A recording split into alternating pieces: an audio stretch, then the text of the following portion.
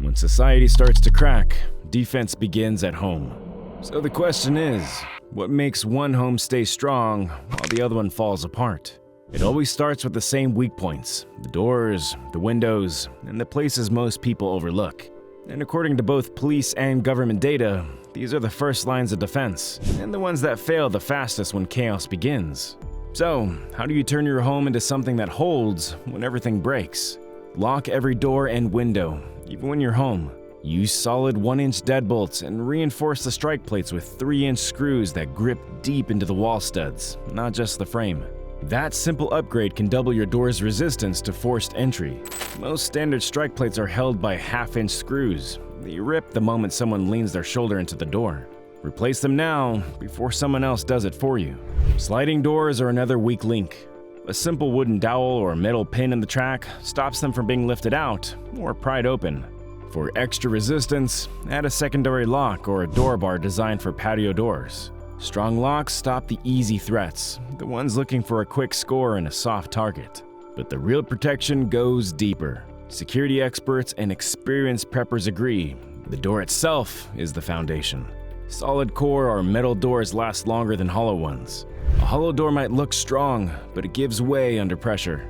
If your main entry isn't solid, replace it or reinforce it with steel or a security film layer. Still, there's a balance.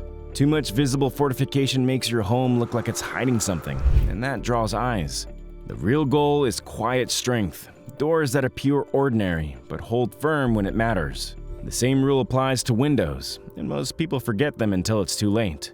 A locked hatch helps, but glass alone won't stop a determined hand. Start with double-glazed panes and shatter-resistant film. They hold broken glass in place long enough to buy you precious seconds to react. If you can, upgrade to tempered or laminated glass. It's heavier, tougher, and resists blunt force.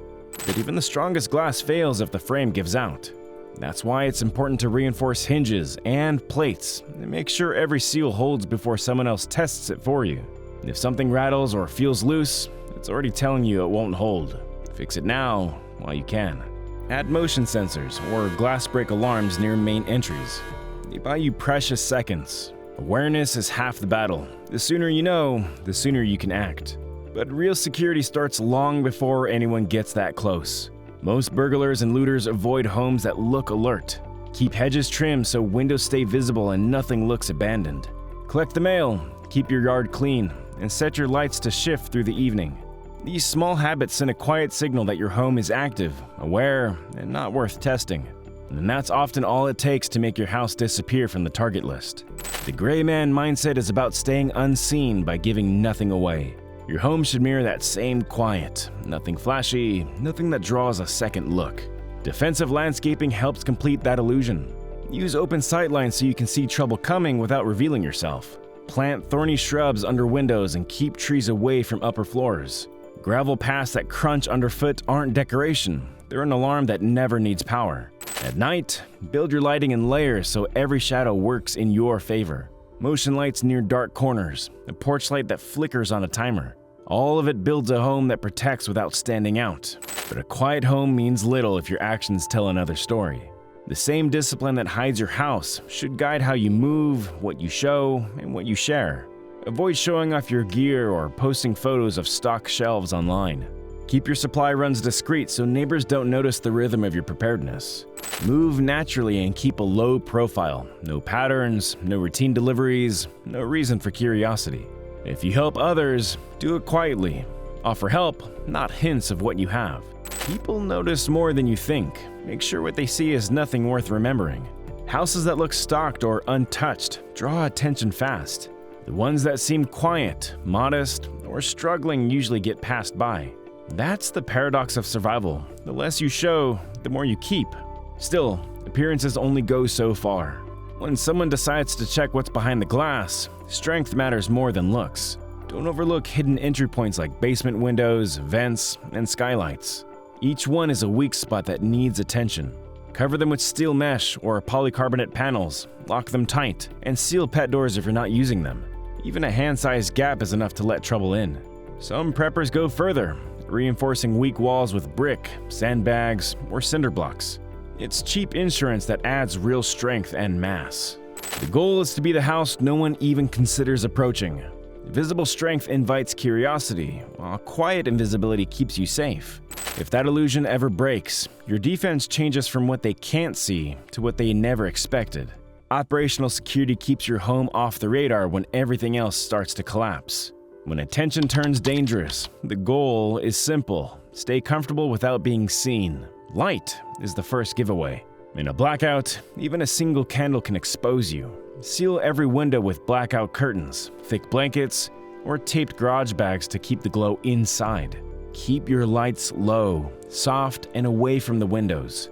That small bit of control is what keeps your home calm when the world outside unravels. The next threat is sound, and it travels farther than you think. When the world goes quiet, even the smallest noise can expose you. Avoid hammering, shouting, or running a generator out in the open. If you must use one, cover it, or wait until wind or rain hides the sound. Wrap metal tools in cloth, tighten anything that rattles, and move with intent. That level of control is called noise discipline, and it's what keeps you hidden when others give themselves away. The next threat isn't noise or light, it's smell. Cooking odors, fuel, even trash can give away that someone inside is living better than the rest. Keep meals simple and cook indoors when possible.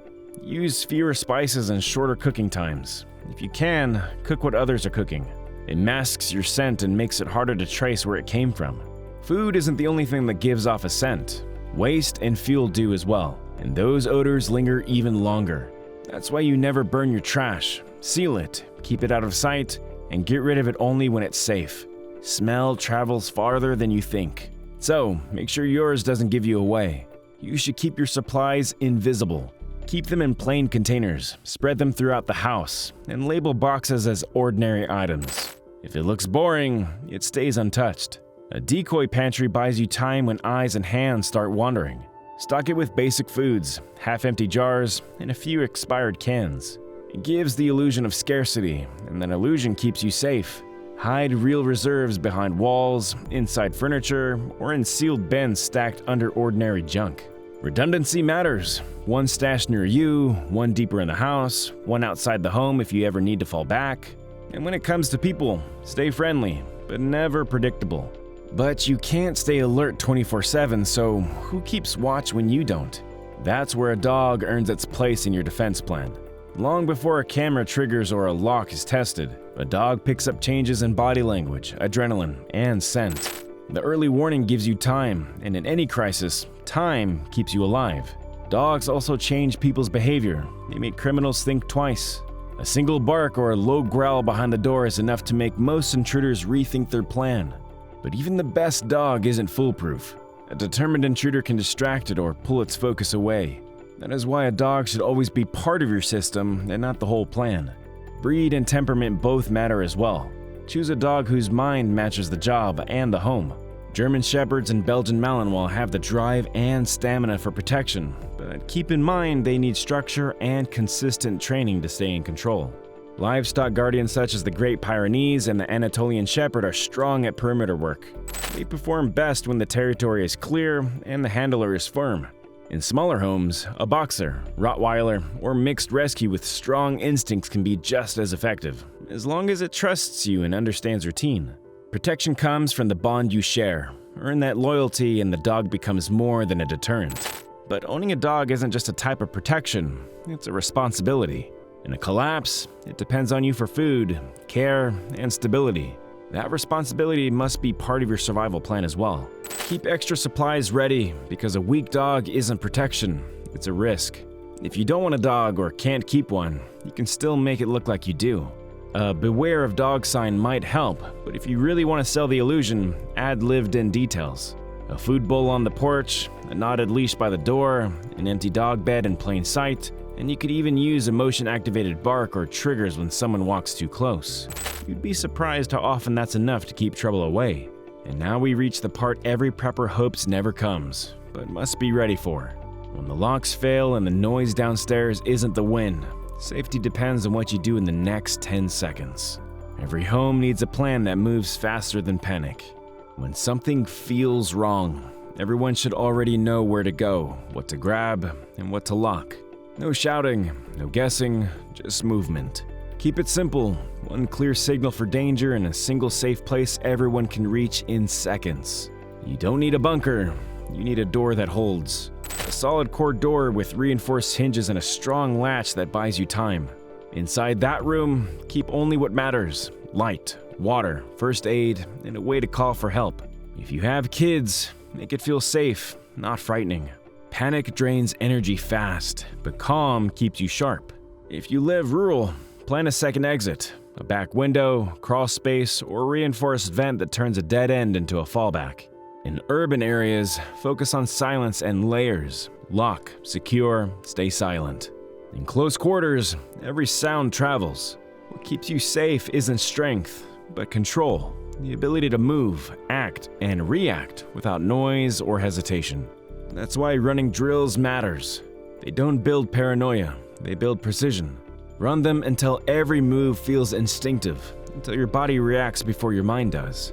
That same discipline doesn't stop with movement. It carries into how you prepare, how you build, and how you protect what's yours.